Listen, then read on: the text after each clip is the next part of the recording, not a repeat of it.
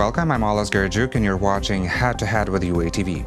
Today we're talking about only those things that matter. This is the thought-provoking name of a modern Ukrainian art exhibition by Gamlet Zinkivskiy. A native of Kharkiv, he's famous by his street art works in Ukraine and behind Germany, Austria and other countries. The exhibition has been open here in Kyiv for the entire month of June. It is soon to close, but today we're lucky to have Gamlet in our studio. Hello and thank you for coming. Hi.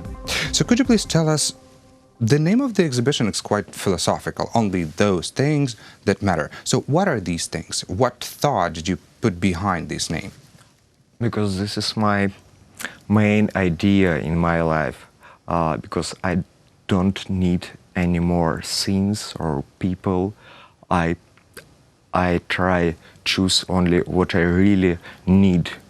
And every day you want buy something or take something or read something and meet someone, and before you do it, take few minutes or 1 hour and think you really need it or no. And about scenes, sometimes I think about 1 month you really need it because it's cost a lot, and probably you don't need it. Yeah, okay, I don't need it. So basically what you mean is that people nowadays, in the modern reality, people depend on different goods. They depend on buying things, and usually those things they could easily live without. Is it this message that you wanna deliver to the population? I remember your quote when you said somehow you managed to stay alive without tableware, window clothes, and pole lamps. So basically, yeah, probably those are the things that do not matter. But what things matter? Okay, so the exhibition is about things that matter. In your personal opinion, and also in the exhibition, what did you let people see? A picture. Are these some values, or are these some, physical goods that we can touch? Yes, of course. You can touch a picture or collages or buy small drawings and read small writing and think about what I think about. Mm-hmm. and so you have what some I clothes mean. on these art forms. Yes, all my art have a small writing about what I mean, because it's main problem for art, I think, when artists die and people who make a story about this artist explain he means this and that. Yes. And this is not really what you meant. Yes. And I leave on my work a small writing, what I talking about. That's all. This is really nice. So, I don't know, speaking of this exhibition, it is divided into 3 sections, which basically represent 3 projects that you have been working on, probably in different stages of your life. Could you please tell us more about these 3 projects and maybe the main messages that you've written down as a decryption for the form of art? A project Innovating a War. It's 30 collages with old photos. I buy these photos, I collect this photo many years on a flea market and try found something interesting. And when it's short moment in Ukraine in 2014, yes. When the Revolution of Dignity started, and then the war. After Kyiv, and everyone waiting a star of war. And I waiting the same story because I live in Kharkiv. It's near, very close. Yeah, really close. To the 30-40 kilometers. combat zone. Yes. And I waiting what I have do with my scenes in my studio, and I start take what I really need and another on the trash, just threw away, and I found a suitcase with very interesting photos, and I understand without me, without my eyes, this is just old photos. This is just a trash. Yes. And doesn't mean anything. Yes, and I think, okay, now I have a small time. I don't know how many time I have. Maybe 3 days, maybe 1 week, maybe 1 month, and I start do collages about, not about a war, about everything. I found photos 20th, 13th, 15th, another different photos, another families, and a small writing about what I mean, and I made a very big box, like army box, and I think, okay, I put these collages in this box and bury it to the ground. Yes, yeah, bury it to the ground. And why did you want to bury them? I mean, those were the messages, your thoughts. Could you please tell us maybe briefly what were these thoughts, these messages about, and why did you want to bury them in the ground?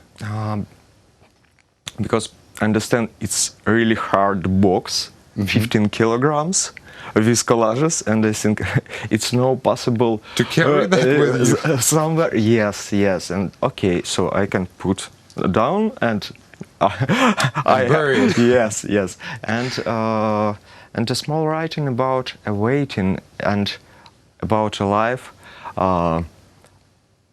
My lovely picture, 2 photos, photos with a sky and tree, and second photos, it's a very young boy, maybe 10 years old, in a school, and he has so big eyes, and in this is face, I don't care about you.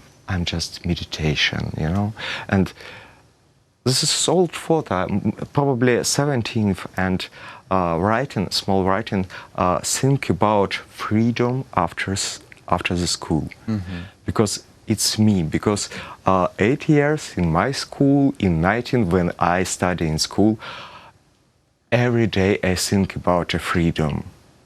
One day I finish school and I will be free person. Well, as we know, you're from Kharkiv, Yes. and your first artworks appeared there. What are the other Ukrainian cities besides Kharkiv that we could see maybe your artworks at? I do my works in Ternopil, in Uzhgorod, in Odessa, in a small city Izum, and Pripyat in Chernobyl. This is, and in Chernobyl. Yes. Okay, could you please tell us about the Chernobyl?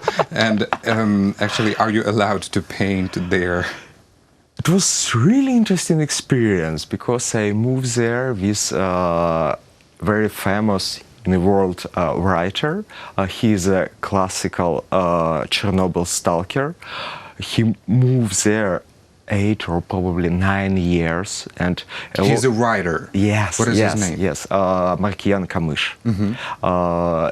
Him books translate on French, American language, and there it's a lot of people know about him there, not here. So he's reaching out to a lot of audience. Yes, and a lot of journalists ask him, could you move with us? Can you take us to the Chernobyl like a stalker?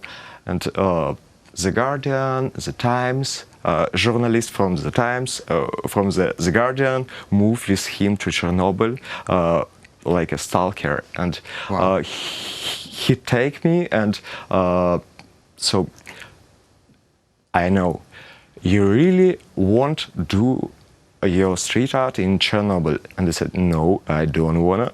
No, for sure, I know. You really won't do it. No, I don't want to do it. No, you want. So we take. So he persuaded you to do it. Yes, yes. And we moved there for the few days. In Chernobyl, we take a lot of huge bags with color, with food, with stuff, and and move there, and I do 3 works there, and it was amazing trip in my life, you know. What are these works about? On a central square in Pripyat, a huge building and a huge wall, and empty table, empty stool, Chair? A chair, and small writing. What answer we try found here? What answers are we looking for? This Yes. exclusion zone. This is super interesting. Well, I hope that maybe next time I go on some touristic tour to Chernobyl, I can see your work there. I want to talk to you a little bit about your style. I do know that you draw only with black and white or great colors. Yes. Why? It's more easy. You know, I get a class. So it's not about philosophy, it's about easy work. No, philosophy. I have a classical, traditional Soviet Union art school because nothing changed.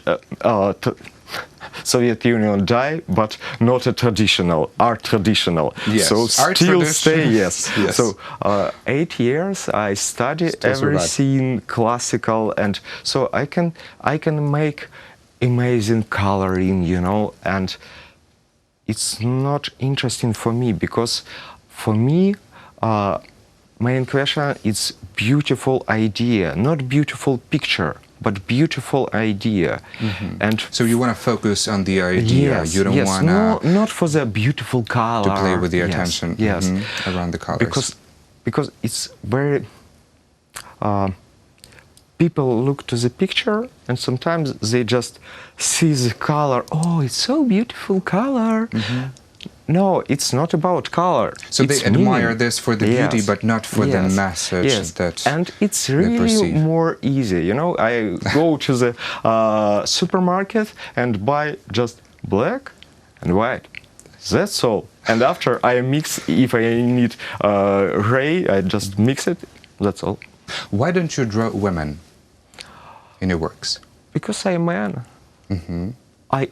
I try understand women 32 years. Okay.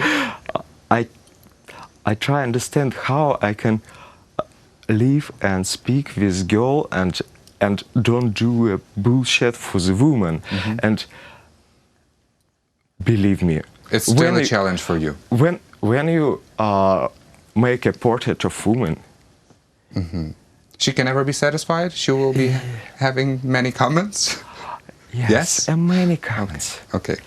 Gamlet, I hate you. It's not me. I so old on your picture. So I hate it. And you know. But this is criticism. Are you afraid of criticism? No, then? no. Oh, okay. I just don't want to listen to this You bullshit. just don't want to bother. Okay. And the second, I love make a portrait of hard man, strong man, and it's really easy for me make a man. If I draw a very beautiful girl, really beautiful girl, it's strange, you know, because you don't have a camera, just make a photo. That's all.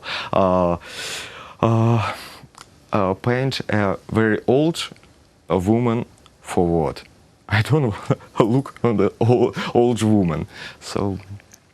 Also, I know that in your works you use only the cheapest materials, like office paper, pen, Yes. or pencil. Yes. Why is this so? Yes, because a lot of contemporary art now absolutely absent idea. Only technology. Technology. Thank God I have idea. So you want to invest in ideas? Yeah. not So for a me, method. you know, I don't need amazing camera or IT people who make a game for my art or robots. No, just pencil or pen, paper. That's all. This is very exciting. Your thoughts are actually very interesting. And as far as I know, the exhibition is going to last until the end of June. So let's hope that the Ukrainian part of the audience that we have will have enough time to, well, to get to the art center or to get to Kyiv and then go to the art center to watch your exhibition. Good luck. And we here at UATV are wishing you to get inspired every day, and maybe to so that it's easier for you to deliver those messages that you really want. I thank you so much for being a guest today in our studio. Thank you. And that was Gamlet Zinkivskiy, a Ukrainian street art painter. Thank you so much for watching Head to Head. I'm Oles Garjuk. Goodbye.